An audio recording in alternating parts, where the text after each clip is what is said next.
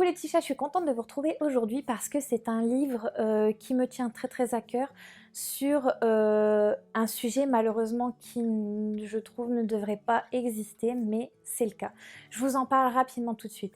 Comme d'habitude, n'oubliez pas de vous abonner à ma chaîne, de cliquer sur la petite cloche pour avoir les notifications et pourquoi pas de me laisser un petit pouce si vous avez aimé celle-ci.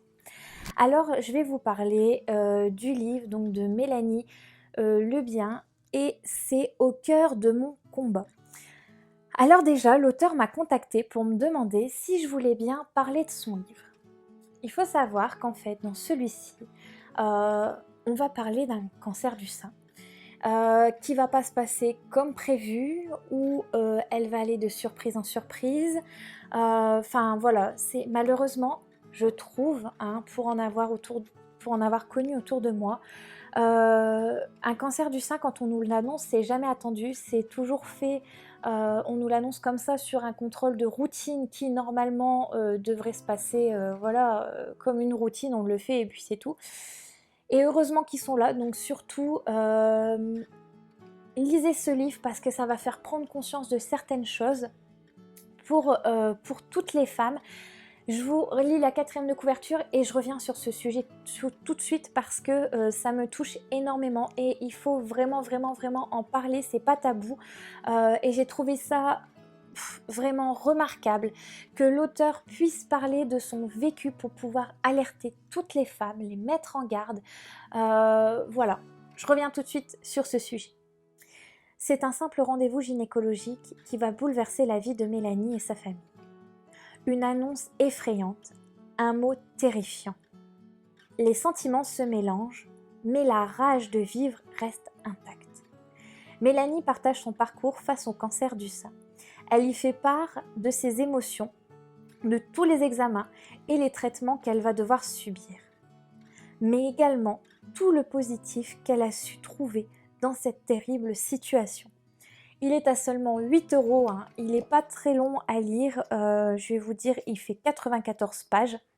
Alors, c'est vrai, elle explique son expérience, ça reste quelque chose, un vécu, donc c'est ça que j'ai trouvé encore plus intéressant, franchement, cette femme battante, cette femme courageuse, qui va vraiment tout faire pour pouvoir s'en sortir, qui va aller de l'avant, enfin c'est vraiment incroyable, c'est vraiment une femme très très courageuse et pour ça franchement je lui tire mon chapeau parce que elle est toujours allée de l'avant, elle a pensé à ses enfants, elle a même eu un mantra dans son livre qui lui a permis en fait aussi de pouvoir relativiser certaines choses.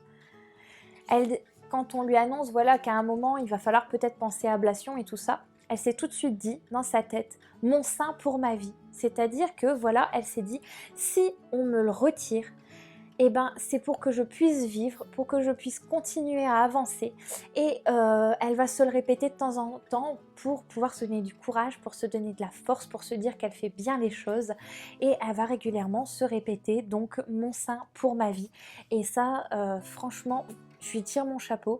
C'est vrai qu'après, de nos jours, on fait énormément de choses, hein. Je ne sais pas si vous savez, mais par exemple, si vous habitez Dunkerque, il y a Si Sublime, donc qui est géré par Mathilde. Je vous remets donc sa petite carte juste à côté de moi. Par exemple, elle fait une reconstruction mammaire par le maquillage permanent en fait. Donc c'est comme un tatouage où elle vient reconstruire le dessin du sein en fait. Voilà, tout simplement. Si par exemple on ne veut pas mettre de prothèse ou ce genre de choses, ou si vous voulez mettre une prothèse, mais si vous voulez par exemple redessiner le mamelon, ce genre de choses, eh bien vous pouvez le faire grâce à Mathilde. Elle vous expliquera tout. Si vous avez des questions, n'hésitez pas à lui demander. Je sais qu'elle fait aussi donc les maquillages permanents, c'est-à-dire que si par exemple lors des chimios, hein, qui peut arriver, vous perdez vos sourcils, elle peut venir en fait le redessiner. Ça reste permanent, mais à la repousse de vos sourcils, ça reste, mais vos sourcils repoussent au-dessus. Ça permet aussi de garder cette part de féminité. Donc vous voyez, de nos jours, quand ce genre de choses vous arrive, il y a des associations, il y a énormément de professionnels en fait qui peuvent venir vous aider et qui peuvent vous trouver des solutions, tout simplement. Quand je vous disais aussi que c'était courageux, c'est parce qu'elle va raconter son histoire. Je pense aussi que ça a dû la soulager, de pouvoir en parler aussi. Mais surtout, elle nous met en garde parce qu'elle nous dit qu'à un moment, eh bien, elle s'était posé la question, elle n'avait pas trop envie d'aller à ce rendez-vous, elle allait l'annuler. Mais elle y est allée. Et c'est là où on lui a détecté son cancer du sein. Donc surtout quand on nous dit que tous les autant de temps, il faut faire une mammographie, qu'il faut faire des contrôles, qu'il faut aller tous les ans chez le gynécologue, qu'il faut tous les autant de temps faire des frottis, c'est pas pour rien, c'est vraiment pour notre sécurité. Parce que si un cancer du sein est pris à temps, on a quand même beaucoup plus de chances de s'en sortir que quand on est dans les stades très avancés. Là, ça devient compliqué. Il vaut mieux détecter un cancer du sein au stade 1 ou 2 plutôt qu'après attendre le stade 4, 5. Ça devient déjà plus stressant pour la personne et en plus, on augmente forcément les risques. Donc voilà, ce livre n'est pas triste à en pleurer, hein, pas du tout. Elle nous explique vraiment aussi chaque étape parce que personnellement, j'ai quelqu'un voilà, de mon entourage qui a vécu ça. Donc je connaissais les stades, je connaissais comment on traitait. Maintenant, ça dépend vraiment des cancers du sein. J'en ai autour de moi qui en ont, voilà, et qui m'en parlent parce que ça leur fait du bien. Surtout aussi, si quelqu'un autour de vous vous parle de sa maladie, laissez-le parler.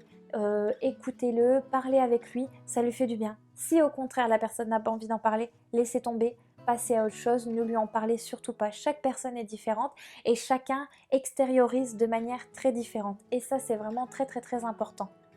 Donc dans celui-ci aussi, elle nous l'explique. Elle nous donne pas les clés de comment aider la personne qui a un cancer du sein, mais déjà elle nous explique de les stades, comment ça se passe, les rendez-vous avec le médecin, les traitements. Après, il faut savoir que chaque cancer est différent. Au niveau du sein, les traitements sont pas toujours les mêmes. Des fois, on fait pas et chimio et radiothérapie. Des fois, on n'a pas forcément les cachets qui vont avec. Enfin, ça dépend vraiment d'énormément de choses. Chaque cancer est traité de manière très différente et personnalisée en fonction du stade, en fonction aussi si c'est génétique, si c'est pas génétique. Enfin voilà, il y a énormément de paramètres qui rentrent dans l'équation. Je ne les connais pas toutes, hein, je ne suis vraiment pas calée sur le sujet, mais en tout cas, voilà, je trouvais aussi que c'était une bonne action à faire. Alors ce n'est pas de la curiosité, hein. J'ai pas lu ce livre pour pouvoir connaître les étapes de sa vie, etc. J'ai vraiment lu ce livre pour pouvoir comprendre comment elle l'a géré, comment elle l'a ressenti, parce que tout le monde n'en parle pas en fait. Et je me demande comment ils font, comment ils vont, comment ils sont suivis, comment ils font pour avancer, enfin énormément de choses. Et là, elle a répondu à toutes mes questions. Donc franchement, pour seulement 8 €, il est donc chez Bod Édition. Je vous mets le lien dans la description si vous souhaitez vous le procurer. Franchement, allez-y, foncez. Pas par curiosité, hein, je tiens à préciser, mais vraiment pour pouvoir comprendre et surtout aussi pour réfléchir que voilà, les rendez-vous chez la gynécologue ou le gynécologue sont très importants et qu'il faut surtout pas les repousser. Même si on a la meilleure excuse du monde, il faut y aller. Voilà les petits chats. En tout cas, c'est un sujet quand même qui est assez grave. C'est pour ça que je vous dis, ce genre de sujet, je préférais que ça n'existe pas. Mais voilà, malheureusement, c'est là. Il faut en parler. C'est pour ça que je tenais à vous en parler aujourd'hui. Parce que, voilà, arrive un moment quand on nous demande de nous dépister à 40, à 50 ans, à 60 ans. Il faut vraiment le faire parce que c'est très très important pour votre santé et pour votre famille aussi. Parce que c'est quand même plus facile, comme je vous le disais, de le traiter dans les premiers stades où du coup ça demande beaucoup moins de temps pour le traiter que quand on est dans des stades très avancés où là les traitements commencent à être très lourds et ça devient très compliqué. Elle va nous expliquer aussi les effets indésirables de la chimio, de la radiothérapie et des petites astuces aussi à l'intérieur. Je sais, alors ça c'est une astuce personnelle, si jamais vous devez le faire, que vous devez partir en chimio, en radiothérapie, il existe des vernis spéciaux vraiment pour protéger vos ongles au maximum. Je vous le mets juste à côté de moi. Je sais que pour la personne de mon entourage qui l'a fait, ça a marché. Donc je vous le repartage aussi si jamais ça peut vous permettre au moins de garder vos ongles et qu'ils puissent bien être protégés. Je sais qu'elle l'utilise encore maintenant, bien après ses radiothérapies et sa chimio. Et ses ongles sont encore plus beaux. Donc franchement, je vous le recommande, je vous le partage juste à côté de moi, hein, comme je vous l'ai dit. C'est un petit conseil, voilà, on ne sait jamais, même s'il y a quelqu'un dans votre entourage qui le fait, n'hésitez pas à lui parler de ce vernis à base de silicium.